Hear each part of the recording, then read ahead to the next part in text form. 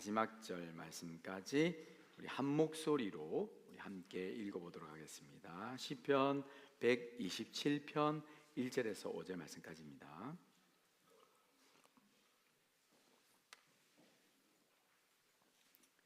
1절부터 함께 읽겠습니다. 여호와께서 집을 세우지 아니하시면 세우는 자의 수고가 헛되며 여호와께서 성을 지키지 아니하시면 파수꾼의 깨어 있음이 헛되도다. 너희가 일찍이 일어나고 늦게 누우며 수구의 떡을 먹음이 헛되도다. 그러므로 여호와께서 그의 사랑하시는 자에게는 잠을 주시는도다. 보라, 자식들은 여호와의 기업이요 태의 열매는 그의 상급이로다. 젊은 자의 자식은 장사의 수중의 화살 같으니 이것이 그의 화살통에 가득한 자는 복되도다. 그들이 성문에서 그들의 원수와 담판할 때에 수치를 당하지 아니하리로다. 아멘. 찬양드립시다. 날마다 숨쉬는 순간마다 하나님께서 우리의 삶을 붙들고 계시고 우리가 어렵고 힘들어도요 하나님께서 우리의 삶을 잘 이끌고 계심을 믿으시고 우리가 좀 힘들더라도 어렵더라도 우리 주님만 바라보시며 살아가실 간절히 바랍니다. 우리 마음으로 고백으로 주님께 나아갑시다.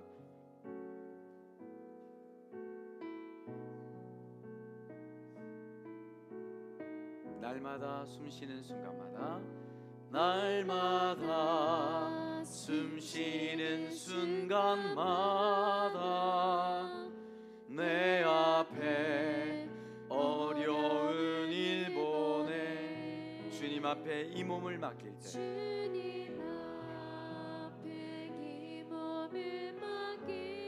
슬픔 없네 두려움 없네. 한 번 더 고백합시다. 날마다 숨쉬는 순간마다 날마다 숨쉬는 순간마다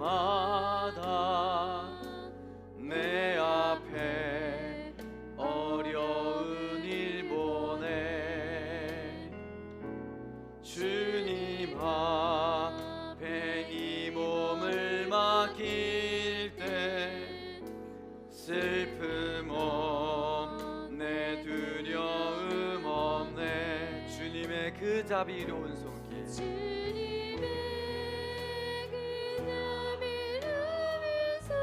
항상 좋은 것 주시도다.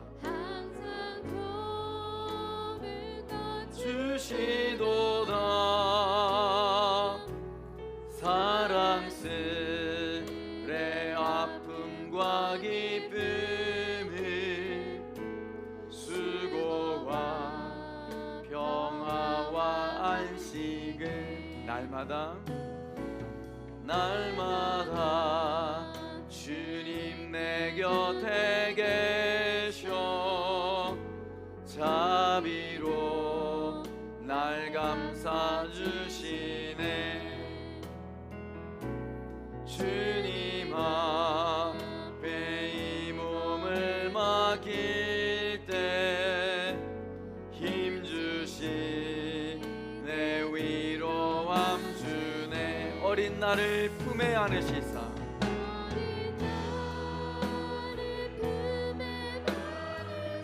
항상 평안함 주시도다. 평안함 주시도다. 내가 살아 숨을 쉬는 동안 살피신 나 약속하셨네. 인생의 어려운 순간마다 주의 약속 생각해보네. 내 맘속에 믿음 잃지 않고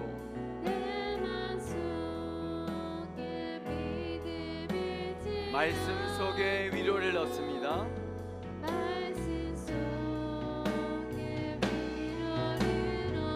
주님의 도우심 바라보며 주님의 도우심 바라보며 모든 어려움 이기도다.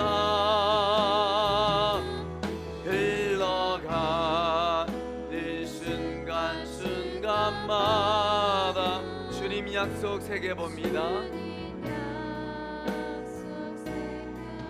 주님의 도우심 바라보며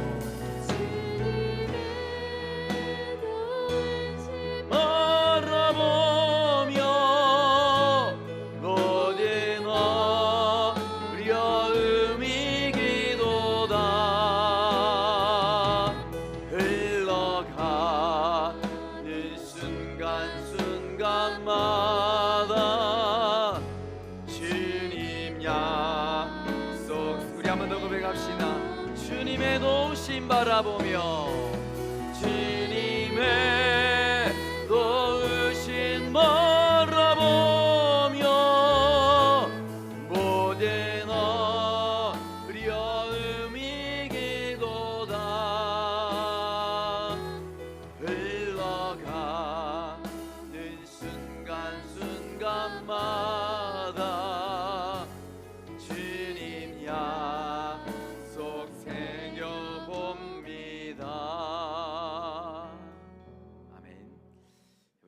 날마다 우리 하나님의 은혜로 살아감을 여러분 믿으시길 바랍니다. 지난 한 주간 어떻습니까? 하나님의 부르심에 반응을 하셨습니까? 하나님께서 우리 날마다 부르시고 계시고요, 우리가 그 부르심에 반응하면 하나님의 특별한 은혜를 누릴 수 있음을 여러분 믿으시길 바랍니다. 우리가 하나님의 자녀로서 이 땅에 나그네로 살아가고 있다는 것을 우리가 기억해야 합니다. 그래서 나그네로서요, 우리 이 땅에 정착하는 것이 아니라 우리의 나라는 어디 있습니까? 하늘에 있잖아요. 그래서 우리가 하늘나라를 바라보며 소망하면서 이 땅에서 우리에게 주어진 사명을 감당하며 살아가야 될 줄로 믿습니다.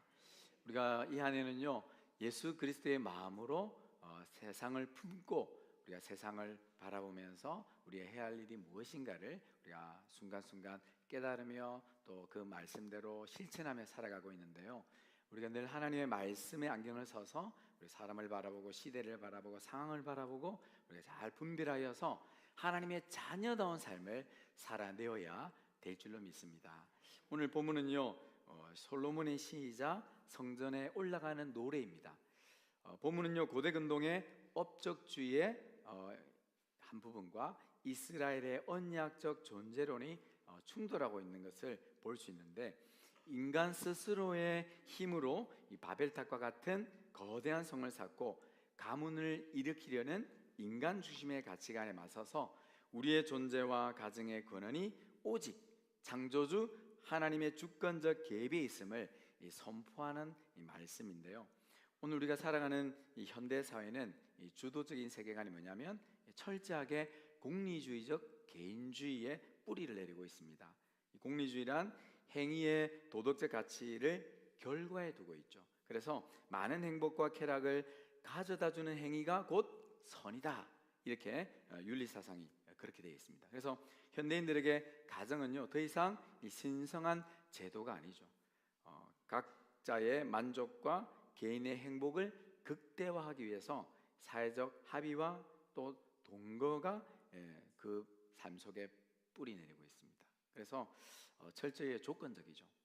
나에게 유익이 되지 않거나 또 배우자가 나의 자아실현에 방해가 되거나 또 자녀가 경제적으로도 심리적으로 부담으로 다가온다, 그러면 언제든지 해체할 수 있다, 이렇게 선택사항으로 바뀌어버렸습니다.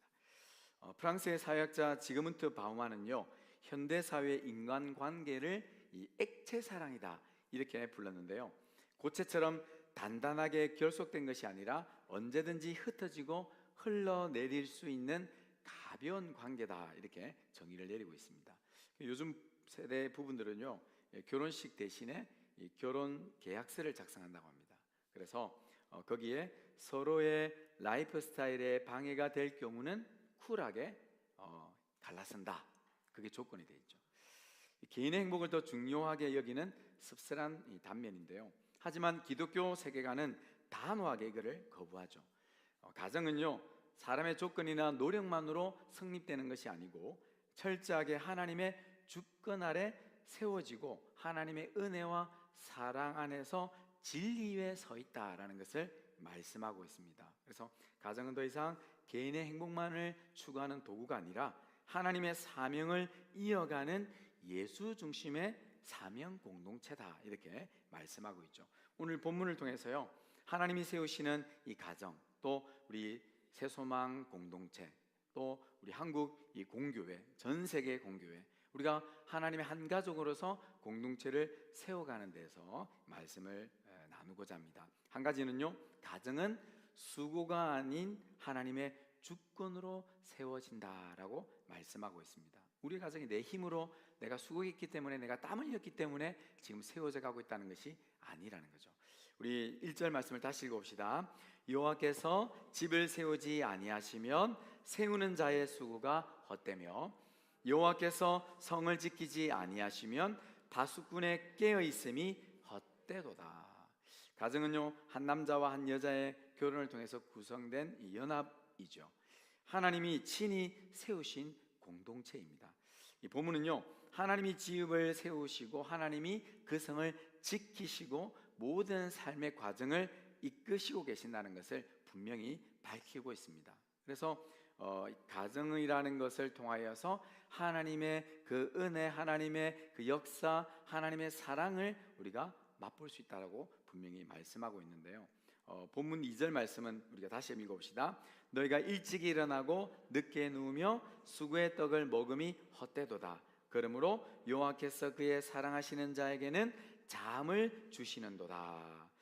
우리가 가정을 지키는 것이 아니라고 말씀하고 있죠. 그래서 우리가 밤낮 수고하면서 땀을 흘리고 돈을 벌고 헌신해서 이 모든 인간의 노력으로 하나님의 이 가정을 세우는 것이 아니라 하나님의 주권적 그 은혜, 하나님의 은혜가 없으면 이 가정이 세워질 수 없다고 말씀하고 있습니다. 우리 인간의 노력은요, 어떻게 보면 모래 위에 짓는 집과 같다라고 말씀하고 있죠. 여러분 어떻습니까? 우리가 하나님 안에서 우리가 가정을 세우는데요, 우리 스스로의 노력이나 우리의 수고나 우리의 어떤 그 많은 헌신을 통해서 세워진다고 생각하면 우리가 때로는 그럴 수 있습니다. 내가 이렇게 피땀 흘려서 이뤘기 때문에 가정이 지금 든든하게 세워져 간다, 그렇게 우리가 자랑할 수 있잖아요. 그죠? 내가 아니면 너 밥을 제대로 먹겠어? 우린 그럴 수가 있어요. 그러면 꼭 있더라고요. 내가 지금 이렇게 수고해서 너희들 밥 먹는 거 알아? 이렇게 자녀들에게 막 다그치는 부모들이 있던데, 우리가 그 힘으로, 능력으로 가정이 세워지는 것이 아니라는 것을 성경은 우리에게 말씀해 주고 있습니다. 미국의 어느 가정의 성공한 사업가가 이야기인데요, 그는 가족을 위해서 정말 완벽한 집, 완벽한 환경을 만들어주기 위해서 주당 80시간을 정말 열심히 일했습니다. 그래서 최고급 주택을 마련하고 또 자녀들은 명문학교에 다 보냈는데, 문제는 장차 그 가족이 함께 식사할 시간이 없는 거예요. 그랬더니 이 아내는 엄청난 우울증에 빠져버리고 자녀들은 다 비행청소년이 되는 거예요. 그래서 이 사람이 뭐가 문제인지라고 깊이 고민하고 기도하는 순간, 내가 내 힘으로 집을 지으려고 하고 뭔가를 세우려고 했지 하나님에게 맡기진 않았다. 예수님이 내 삶의, 우리 가정의 주인이라는 사실을 망각하면서 내 힘으로 가능하다고 주장했다는 것을 깨달은 거죠. 그래서 모든 걸 내려놓고 그 가정의 주인이 예수님이라는 것을 고백하면서 가정의 예배가 회복되었을 때 그 가정에 온전히 참된 평안이 찾아왔다는 것을 말씀해 주고 있습니다. 저와 여러분들이요, 우리의 삶에 우리 개인뿐만 아니라 가정, 특별히 우리 새소망이라는 공동체가요, 우리의 힘으로 세워지는 것이 절대 아니라는 거예요. 하나님께서 세워주시고 하나님께 지켜주셔야만 건강에 세워져 간다는 것을 여러분 믿으시길 바랍니다. 바울은요, 에베소서 2장 20절에 이렇게 말씀합니다. 읽어봅시다. 너희는 사도들과 선지자들의 터 위에 세우심을 입은 자라. 그리스도 예수께서 친히 모퉁이 돌이 되셨느니라. 우리의 가정은 이 모퉁이 돌이요, 돈과 또 물질과 또 우리 부모의 학벌이나 완벽한 성격이 아니라는 것을 말씀하고 있는데, 오직 십자가에서 자신을 내어주신 예수 그리스도가 우리의 가정에, 우리 교회의 모퉁이 돌이라는 것을 분명히 밝히고 있습니다. 예수님을 모퉁이 돌로 삼았을 때 우리 가족이 서로 연합하게 되고 우리 교회 공동체가 연합하게 되고 이 정죄하는 부정적인 책임에서 벗어날 수 있습니다. 예수 중심이 아니면요, 우리는 내 생각, 내 주장을 우리가 펼치면서 온전히 세우는 것보다는 무너지는데 더 급급하게 달려가게 되죠. 그래서 우리의 가정이나 우리 교회 공동체가 정말 예수님을 모퉁이돌 삼아서 예수 중심으로 나아갈 때에 서로를 품게 되고 서로를 사랑하게 되고 서로를 위해서 헌신하면서 감사하는 삶을 살아가게 되죠. 그래서 하나님은요, 우리의 가정뿐만 아니라 이 교회 공동체, 나아가 한국교회, 이 공교회가 정말 하나님 중심으로 예수 중심으로 잘 세워져 갈 때에 하나님이 원하시는 건강한 공동체로 세워져 갈 수 있음을 여러분 믿으시길 바랍니다.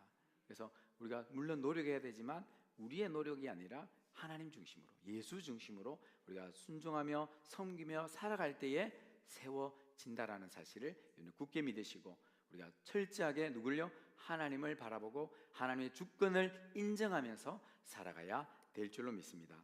둘째는요, 자녀는 부담이 아니라 하나님이 주신 기업이자 사명이라고 말씀하고 있습니다. 우리 3, 4절 말씀을 읽어봅시다.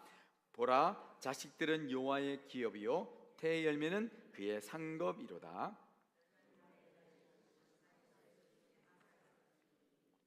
현대사회에서 이 자녀는요, 종종 경제적인 짐이나 이 부모의 자유를 억압하는 부담으로 간주될 때가 있습니다.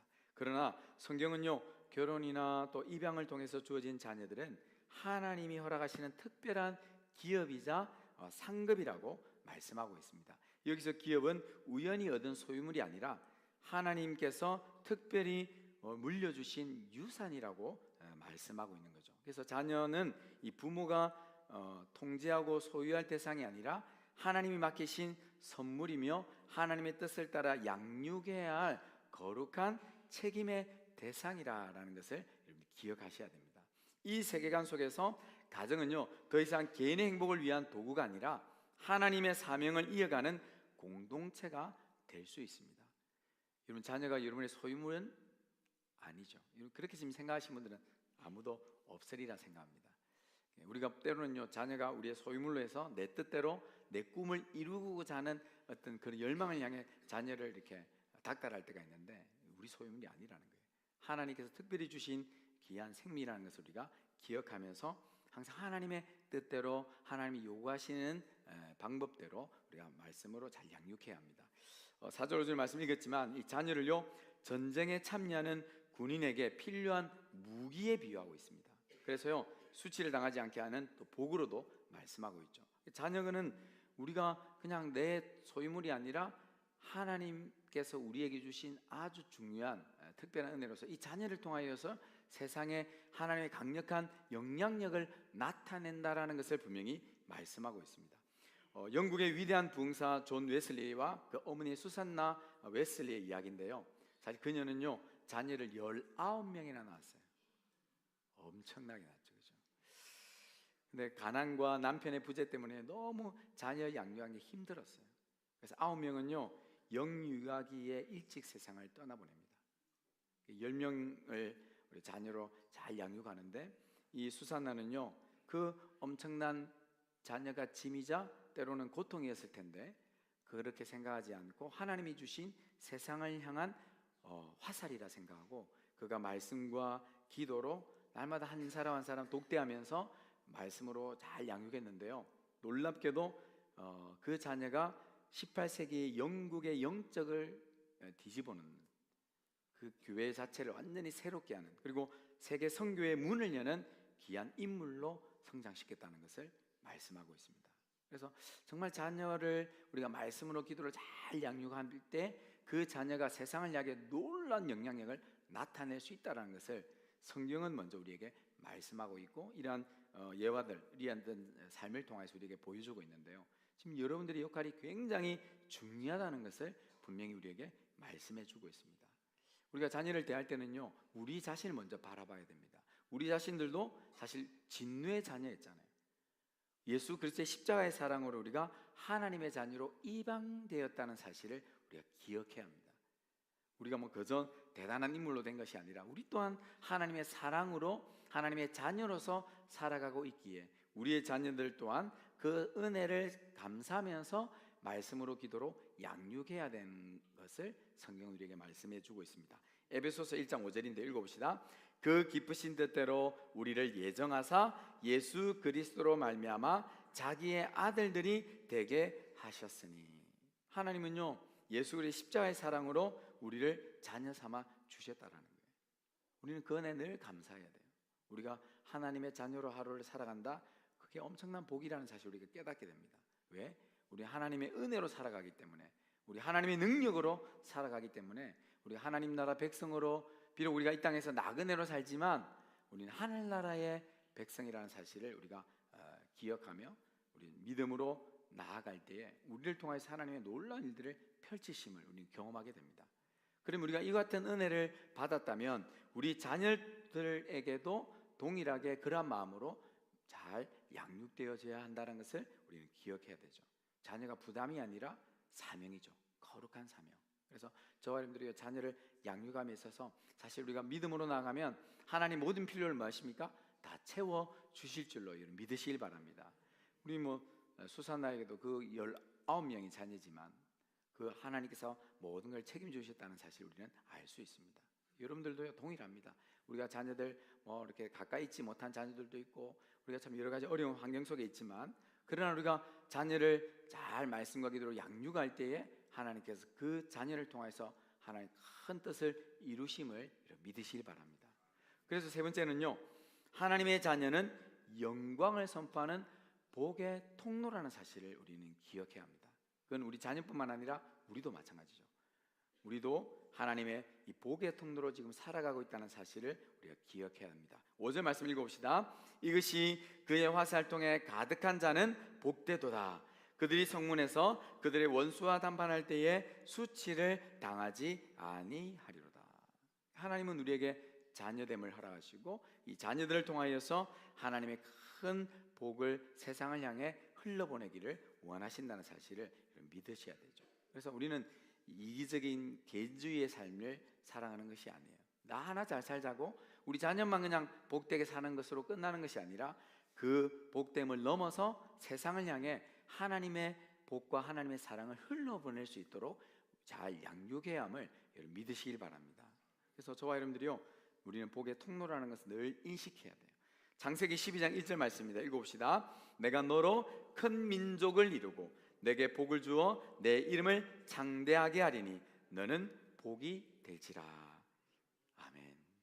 우리 자체가 복이죠. 그래서 우리가 사는 그 삶이 하나님의 이 복을 드러내는 삶이 되어야 될 줄로 믿습니다. 그래서 저와 여러분들이요, 이 자녀를 양육한다는 건 굉장히 중요합니다. 우리가 자녀를 어떻게 양육해야 될까요? 우리가 지금 하는 대로 하면 됩니다. 어떻게 해요? 기도로, 또 말씀으로 양육하면 되죠. 우리 신명기 6장 6절에서 9절 말씀까지 우리 한번 읽어보겠습니다. 오늘 내가 내게 명하는 이 말씀을 너는 마음에 새기고 내 자녀에게 부지런히 가르치며 집에 앉았을 때든지 길을 갈 때든지 누워 있을 때든지 일어날 때든지 이 말씀을 강론할 것이며 너는 또 그것을 내 손목에 매어 기호를 삼으며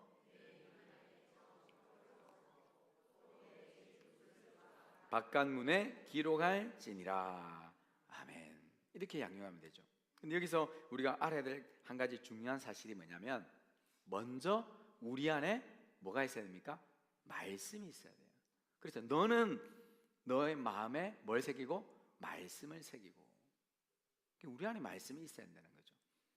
우리 자녀들에게 말씀을 양육하기 위해서는 내가 먼저 말씀을 소유하고 있어야 돼요. 여러분, 자녀에게 많은 재물을 유산으로 물려주고 싶잖아요. 그렇죠? 그렇지 않은 생각도 가지고 계실 수도 있겠지만, 근데 중요한 건 유산이 있어야 물려주죠. 맞잖아요. 없으면 어떻게 물려줍니까?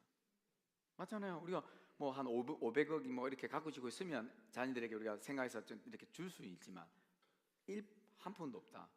그러면 물려줄 게 없잖아요. 그러면 이 믿음의 유산도 마찬가지예요.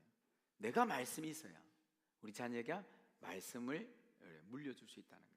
또 한 가지는 내가 예수를 믿는 믿음이 있어야 그 믿음이라는 것을 유산으로 물려줄 수 있다는 거예요.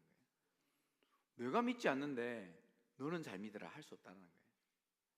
그래서 저와 여러분들이 먼저 내가 진짜 말씀이 내 마음판에 새겨져서 이 말씀대로 살아내고 있는 유산이 있는가, 그거부터 점검하셔야 돼요. 유산 있습니까? 대답을 못 하시네. 유산이 있기를 간절히 바랍니다. 네, 믿음의 유산이 있어야 돼요. 말씀이 있어야죠. 그래서 말씀이 살아있을 때 우리 자녀들에게 그 말씀으로 공급할 수 있어요. 이번에 매일 묵상하잖아요.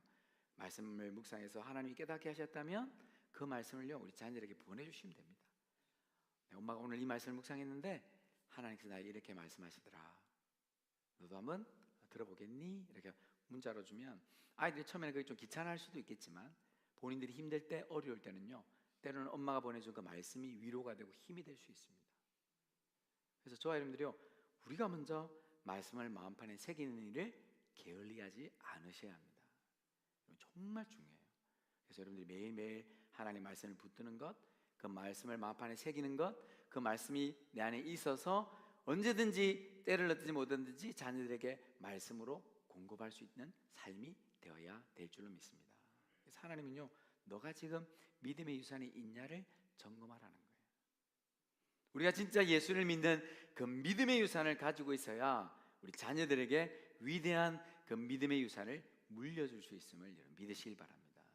그래서 우리가 이 마지막 시대에 진짜 우리가 말씀 붙들고 사실 힘들고 어렵지만 말씀으로 몸부림치며 살아가야 돼요. 예수를 믿는 것이 굉장히 쉬운 것 같으나 결코 그렇지 않습니다. 그죠? 우리가 신앙인이지만 우리가 그 신앙을 지키는 것이 쉬운 일이 아니에요. 정말 우리가 많은 유혹이 있고요, 우리가 넘어짐이 있고, 우리 흔들림이 마귀는 어떻게 하든지 우리를 넘어뜨리려고 온갖 방법으로 우리에게 다가오기 때문에 우리가 말씀이 있고 믿음이 있고 그 믿음이 우리 자녀에게 고스란히 유산으로 물려줄 수 있기를 원하신다면 우리가 바로 서야 돼요. 참 어려운 일입니다. 그러나 해야죠. 왜? 그래야 우리 자녀들이 그 믿음의 유산을 이어받을 수 있음을 여러분 믿으시길 바랍니다. 그래서 여러분들이요 이 한 주간은 정말 이 말씀으로 우리 기도로 우리 믿음의 유산을 점점 뭡니까? 업그레이드 시켜야 돼요. 여러분의 믿음의 유산이 위대할수록 우리 자녀들이요 더 엄청난 하나님의 역할들을 감당할 수 있습니다. 구세군을 창설한 윌리엄 부스는요 그의 아내 캐서린과 빈민가에서 사역을 합니다. 그래서 정말 가난한 사람, 소외된 사람 그이들에게 복음을 전하면서 자기의 삶을 온전히 드렸는데 이 자녀들에게요 8명이나 있어요. 자녀들에게 가난하고 소외된 이웃을 섬기는 것이 하나님을 예배하는 삶이다. 그래서 삶으로 그들에게 많은 것들을 양육했죠. 놀랍게도 이 자녀들이요 잘 자라서 부모의 뜻을 이어받아서 전 세계의 빈민가들을 구제하고 복음을 전하는 구세군의 훌륭한 사역자들이 다 되었습니다. 그들 또한 헌신하면서 자기의 삶을 내어던지면서 죽어가는 영혼, 잃어버린 영혼들을 살리는 데 모든 삶을 헌신하는 자녀들이 되었죠. 그래서 부모가 이 믿음의 유산을 잘 가지고 있어야 이 믿음의 유산이 고스란히 자녀들에게 물려줄 수 있습니다. 그래서 지금부터 늦지 않았어요. 여러분들이요 다른 것보다 믿음의 유산을 조금 많이 확보할 수 있기를 주님의 이름으로 축원드립니다. 재산도 필요하죠. 많이 있으면 좋겠지만 그보다 더 중요한 것이 바로 믿음의 유산이라는 거예요. 그렇죠? 내가 예수님을 잘 믿고 예수 믿는 것이 이것이다라는 것을 우리 자녀에게 잘 보여주면 자녀들이요 우리가 말하지 않아도 엄마가 그래도 기도하고 있기 때문에 내가 참 편안함을 느끼구나, 엄마가 기도했기 때문에 내가 하는 모든 일들이 잘 되고 있구나, 그것을 자녀들이 깨달을 수 있습니다. 여러분이 그 역할을 감당하셔야 돼요. 그래서 우리가 기도의 자리에서 우리 자녀들을 끊임없이 기도로 후원하고 우리가 말씀으로 잘 양육하는 건 굉장히 위대한 유산일 수 있습니다. 그래서 이 엄청난 믿음의 유산을 우리에게 하나님 말씀으로 다 허락하셨는데요, 여러분들이 소유하고 안 소유하고는 여러분의 선택일 수도 있습니다. 그죠? 어떻습니까? 여러분들이 가지고 있는 믿음의 유산이 어느 정도 규모일지는 여러분들이 체크가 되십니까? 네, 우리 물질로 따지면 한 500억 정도 수준 되나요? 여러분 우리의 믿음의 유산은요 돈으로 판단할 수 없겠지만 여러분 그 정도의 어떤 수준이 돼야 되죠. 그래서 누구보다도 무엇보다도 내가 하나님을 전적으로 의지하고 있다는 것을요 자녀들에게 보여줘야 돼요. 우리 부모님이 그래 돈이 중요하다 이렇게 그렇게 하면요 자녀들 똑같이 생각하는 거예요. 그러나 그 무엇보다 누구보다 우리 하나님을 붙들어야 돼. 너 다른 것 필요 없어. 너 정말 주님만을 바라봐야 돼. 그렇게 정말 말씀을 잘 양육하면요, 우리 자녀들이 힘들고 어려울 때 누구를 보겠습니까? 하나님을 바라보는 거예요. 그래서 우리 자녀들이 스스로 하나님을 찾고 하나님을 만나고 하나님을 경험하고 하나님 안에서 믿음으로 잘 성장할 수 있도록 우리가 말씀과 기도로 잘 양육해야 될 줄로 믿습니다. 그래서 우리가 이 시간 이후로는요, 여러분들이 믿음의 예수를 잘 확보하시길 바랍니다. 그래서 잘 확보하는 것은 우리가 하나님의 말씀대로 살아내는 길밖에 없습니다. 마가복음 3장 35절 말씀 읽어봅시다. 누구든지 하나님의 뜻대로 행하는 자가 내 형제요 자매요 어머니니라. 예수님께서 말씀하셨죠. 진정한 가정은, 진정한 가족은 하나님의 말씀대로 뜻대로 행하는 자다. 그 자가 내 형제요 내 자매요 내 어머니다. 이렇게 말씀하고 있습니다. 그래서 우리의 이 혈연적 가정은요, 이 땅에서 끝나는 것이 아니라는 거예요. 그 말은 영원한 하나님의 가족됨을 우리가 이 혈연적 가정을 통해서 우리가 예표하고 맛보는 거죠. 우리는요, 주 안에서 한 가족이라는 사실을 여러분 믿으시길 바랍니다. 그래서 우리가 가정을 통해서 그것을 경험하고 우리 자녀를 잘 양육할 때에 우리 공동체가 더 건강하게 세워져 갈 수 있고, 한국교회뿐만 아니라 전 세계 공교회가 하나님의 모습, 교회다운 모습으로 하나님 형상, 하나의 영광을 나타나게 될 줄로 믿습니다. 그래서 그 역할이 우리가 정말 말씀으로 살아내느냐에 따라 달려있다는 것을 여러분들 기억하셔야 되죠. 우리가 말씀대로 지금 살아가고 있는가? 우리가 말씀대로 몸부림치고 있는가? 내가 정말 예수 믿는 그 믿음으로 정말 달려가고 있는가? 굉장히 중요합니다. 여러분 믿음이 있습니까? 네, 좀 약해지는 것 같아요. 믿음이 있으셔야 됩니다. 어떤 믿음요? 예수를 믿는 믿음. 예수님을 하나님의 아들로 믿는 그 믿음. 예수님이 우리의 삶의 주인이라는 그 확실한 믿음을 가지고 우리가 살아간다면요, 우리의 그 삶을 통해서 우리 자녀들이 느낄 수 있어요. 아, 엄마는 진짜 예수밖에 없구나. 우리 아버지는 진짜 하나님만 의지하구나. 그래서 자녀들이 말하진 않아도 힘들고 어려울 때는요, 우리 엄마 아빠처럼 하나님을 더 의지하게 되죠. 그게 살아있는 자임을 여러분 믿으셔야 합니다. 우리 신앙으로 살아있어야 돼요. 우리 참 세상에서 많은 것들 우리에게 요구하고 있어서 때로는 많은 힘듦이 있습니다. 그러나 우리가 끝까지 믿음 지키고 그 믿음의 유산을 우리 자녀에게 잘 양육하고 물려줌으로 우리 가정에 우리 자녀들이 하나님 축복의 통로로 세워질 수 있기를 주님의 이름으로 축원드립니다. 우리가 이 한 주간은요, 실전 사항입니다. 한 가지는 우리가 가정의 예배가 회복돼야 돼요. 그래서 우리가 다 모여서 예배드리면 정말 좋고요. 그렇지 못한 환경이라면 여러분 스스로도 예배 자리를 지키시기 바랍니다. 그래서 늘 예배하고 자녀를 위해서 기도하고, 이 시간은요 굉장히 중요한 시간이에요. 여러분들이 그렇게 지켰을 때에 자녀들의 삶이 달라집니다. 그렇잖아요.